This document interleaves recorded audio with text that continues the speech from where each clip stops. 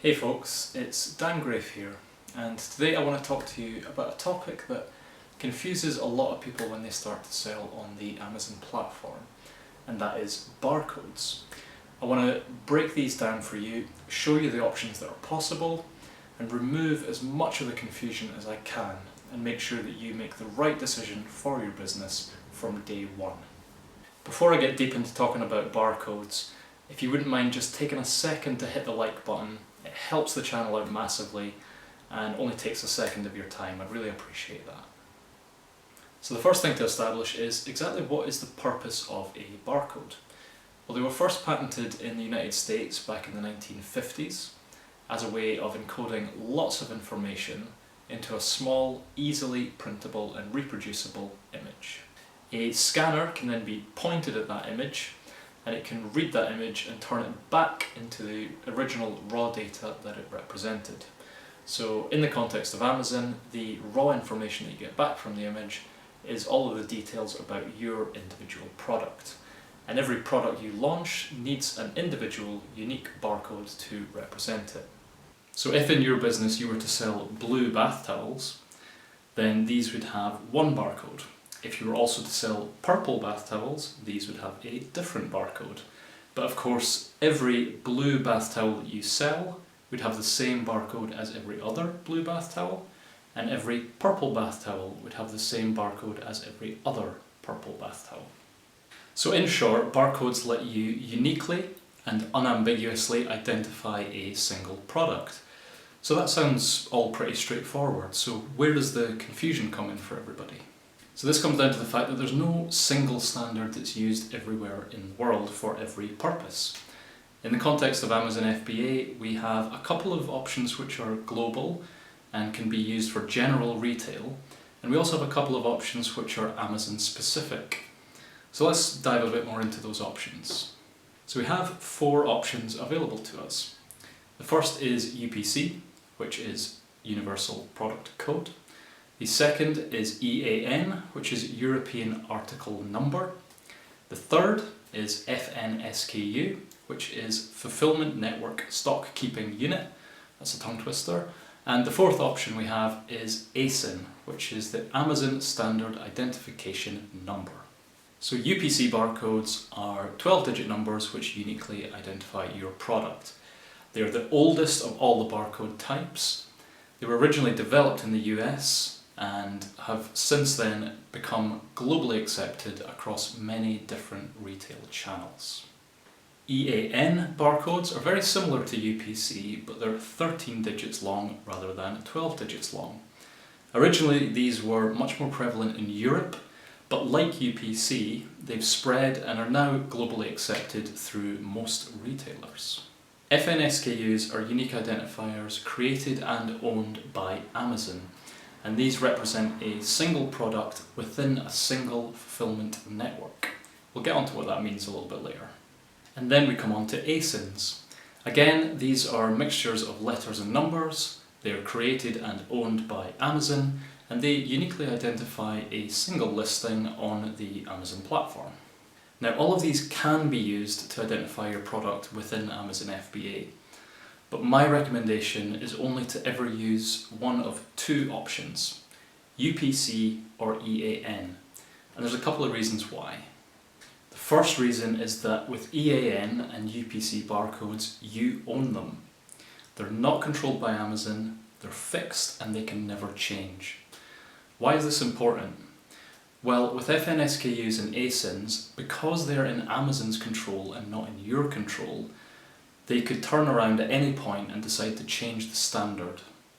What does that mean for you? Well, let's say you're a seller with 10 different products and you've got 100 units of each product and they're spread across multiple warehouses in Amazon. Amazon then decide, you know what, we're going to change the format of our ASIN, or we're going to change the format of our FNSKU. That means that you are now in a bit of a pickle because you need to relabel all of those products. They no longer fit the standard and Amazon can no longer use them. So you would essentially have to pay Amazon to do the relabeling of the product, or you would have to have your stock removed from Amazon's warehouses, which is a bit of a logistics headache, to a third-party warehouse and have them do the relabeling before they're sent back in. And this is essentially costing you money in two different ways. The first way is, of course, the actual labeling cost for the products themselves. But the second way is that your stock is no longer selling during this process. Obviously, the more products you have, the more you're selling, the more revenue you're generating. And while you're doing this relabeling, you're not selling anymore. So you're losing money, you're losing revenue. That's an opportunity cost for you. Additionally, if your sales drop off because you're getting this relabeling done, then you could potentially be losing or at least decreasing your BSR rank. And this could mean you lose your position on the front page, your product loses a bit of momentum. Essentially, it's just a bit of a big mess. Why not just take control of that situation, take it out of Amazon's hands and make sure it's within your control how your products perform. And the second big reason to pick EAN or UPC barcodes is that they work outside of Amazon. Now when you start, you may initially be concentrating all of your focus on Amazon FBA, but try to think a bit more long term. In 2 to 5 years time, maybe you want to diversify and sell your products on eBay, for example, or maybe you come to some deal with Walmart and you can start selling your physical products in real brick and mortar stores. If you label your products with ASINs or FNSKUs, which only Amazon understand, then you're now in a position where you're going to have to label the Amazon stock one way and the stock for everyone else a different way. That might not sound too bad if you've got one product or two products, but imagine you've got 50 products. Suddenly you've created a massive logistics headache for yourself. If you simply go with UPC or EAN barcodes, then they work everywhere. It doesn't matter which sales channel you're going through. So again, my recommendation is to save yourself that headache and just pick something that works everywhere from the start. This confusion actually compounds even more when we're talking about FNSKUs, because not only are they Amazon specific, but they're also potentially fulfillment network specific. So let's say you're selling a single product in the US, the UK and Australia. Amazon could potentially ask you to put 3 different FNSKUs on that single product. So again, that scenario that I talked about before, where you have to have different labels for your Amazon stock versus the stock elsewhere. Imagine the Amazon stock itself is also now segregated. And just imagine how much of a logistics nightmare that becomes the more products you have.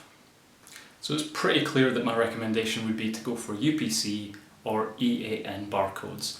But there's just a couple of additional points I want to make around actually purchasing those barcodes. The first thing I want to urge you is always, always, always buy your barcodes directly from GS1. As of 2018, Amazon has said in its terms of service and its communications with sellers that only original GS1 barcodes will be accepted. And over time, they are starting to clamp down on this.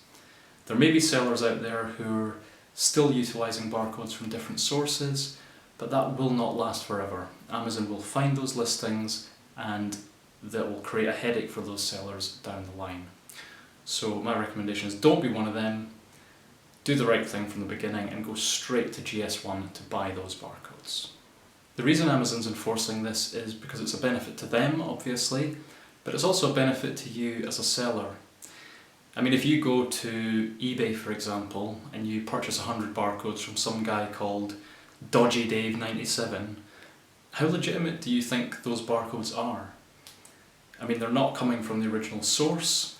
It could be someone who's purchased a lot of barcodes in bulk and decided there's a portion of them they don't want to use and they're selling off that portion to other people. But this could potentially have legal implications for you down the line, because GS1, the company who provides the legitimate barcodes, in their license agreement specifies that any barcodes used on a product must use the appropriate company prefix. When you sign up with them legitimately, you get your own company prefix. If you start using someone else's barcodes, it's going to have someone else's company prefix. And so what you could potentially do if you take the slightly less legitimate route is you could put someone else's company prefix barcode on your product, GS1 finds out, and they start to take legal action against you for violating their terms of service. And nobody wants a lawsuit. So for the small cost that's involved, why would you not just go with the legitimate route from day one? So now we know that the recommendation is to go with UPC or EAN. So your next question is probably, which one should I choose?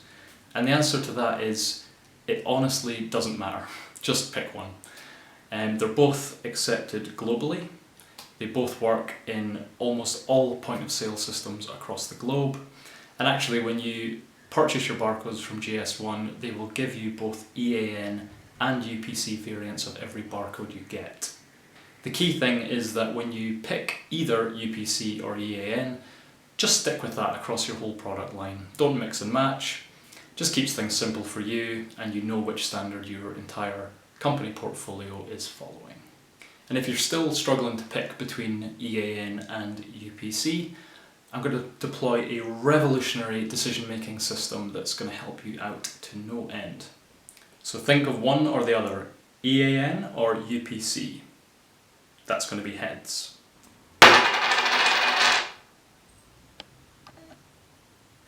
Boom! Choice made! Alright, that's it for today, guys. Thanks for taking the time to watch the video. If you found it valuable, if you could go ahead and hit the like button, that would help the channel out massively. It helps YouTube push it to other people who have the same kind of interests as you. If you want to see more videos like this in the future, then hit the subscribe button and the bell notification icon, and you'll be notified every time another video comes out.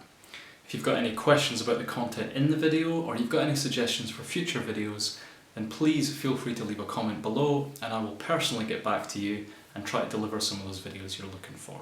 So, till next time, thanks very much.